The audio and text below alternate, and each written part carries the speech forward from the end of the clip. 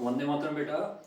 आप लोगों से एक बात करनी थी जो आप लोगों के पास आया हूँ। शायद निश्चित है कि काफ़ी आराम चल रहा है, आप लोगों ने बहुत आराम से आराम कर लिया होगा क्योंकि अभी बोर्ड के एग्ज़ाम्स आने वाले हैं। उसके लिए थोड़ी सी आराम की ज़रूरत है ना, ताकि नई तरोताज़ा होकर के एग्ज़ाम्स दे पाओ, है ना।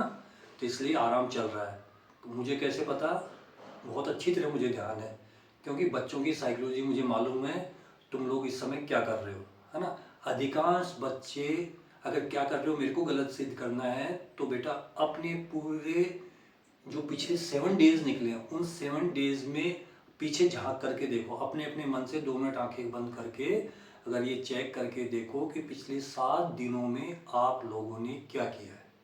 आई बात नहीं कि आपने मैथ्स में आपने कितना पढ़ा है, कितना किया है आपने, है ना। तो आपको मेरे इस प्रश्न का जवाब अपने आप मिल जाएगा कि हाँ आपने वास्तव में आराम किया है या आपने पढ़ाई की है ना।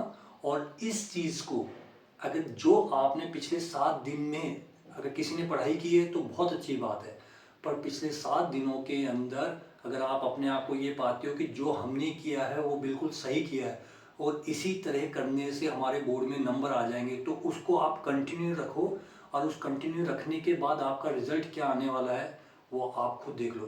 तो जिन लोगों ने वास्तव में लास्ट 7 डेज के अंदर अपने आप को चेक कर लिया होगा इतनी देर के अंदर, इस सेकंड्स में, क्योंकि सबको मालूम है कि तुम लोगों ने क्या कर रखा है ना। और कम से कम तुम खुद तो जानते ही हो।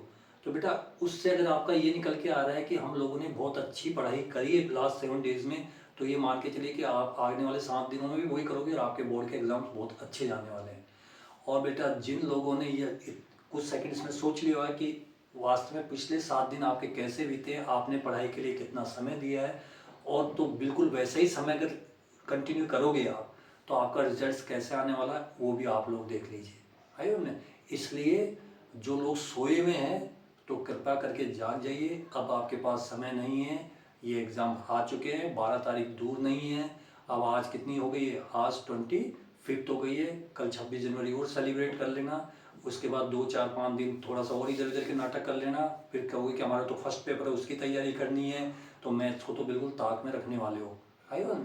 तो कहने का मतलब ये है, तो बेटा अगर अभी भी अगर नहीं जागे हो तो कम से कम पास होने के लिए तो, क्यों अब ऐसे बच्चों के लिए मुझे ये कड़वे शब्द इस्तेमाल करने ही पड़ेंगे कि पास होने के लिए तो कम से कम ये अगले 7 8 दिन जो बचे हुए इनका सदुपयोग तो कर लो कम से। है आप लोगों के लिए पूरी रिवीजन क्लासेस इतने मन से मैंने उस चीज़ों को तैयार कर रहा हूँ और कंटिन्यूशन में कर रहा हूँ, यानी मैं कंटिन्यू कर रहा हूँ और आप लोग उस चीज़ को देख भी नहीं पा रहे हो। आप लोग उन चीज़ों को अपने रजिस्टर में भी आप नहीं कर पा रहे हो, आप लोग उस पर भी मेहनत नहीं कर पा रहे हो घर बैठ कर भी। तो फिर देखो कि आपको क्या भगवान तो आपके मुंह में आकर के बिल्कुल स्पून फीडिंग वो करवाने वाला नहीं है ना, या उस वो मतलब एकदम ऑटोमेटिकली कोई चमत्कार तो होने वाला। चमत्कार के लिए ही मैं आपके लिए एक माध्यम बना था कि चलो कोई बात नहीं, जिन बच्चों ने साल भर भी पढ़ाई नहीं की है उन लोगों के लिए अपन रिवीजन क्लासेस ला देते हैं। तो रिवीजन करते करते आज मेरा जो वीडियो शाम को आ जाएगा वो 8 बजे करीब वापस आपके सामने 9th चैप्टर आ जाएगा, जिसमें 5 नंबर का फिर मैंने वो कवर करवा दिया है ना। अब बताओ कि यानी मैंने जो वादा किया था उस वादे के अनुसार मैं तो खरा उतर रहा हूँ, पर आप लोग अपने वादे पे खरा उतर रहे कि आप लोग पढ़े क्या, है ना। अरे चलो वीडियोस को नहीं देखा या कुछ नहीं देखा, पर आप अपने आप में चेक कर लो ना, अपने अंदर झांक के देख लो कि बेटा आप लोगों ने तैयारी करी क्या। आई बात में 8 चैप्टर्स मैं पूरे करवा चुका हूँ आज तक। उन 8 चैप्टर्स में से आप लोगों ने कुछ किया क्या, है ना, या कितना किया। तो अगर किया तो बहुत बढ़िया बात है, और नहीं किया तो बेटा या इसका उत्तर तो आपको अपने आप ही ढूंढना पड़ेगा कि आप बोर्ड में क्या करने वाले हो। ठीक है। मेरा तो एक शिक्षक होने के नाते आप लोगों से यही कहना है कि बेटा पढ़ाई कर लो, अभी जो भी समय बचा है जितना भी बचा है उसका सदुपयोग करते हुए तैयारी करो। All the best.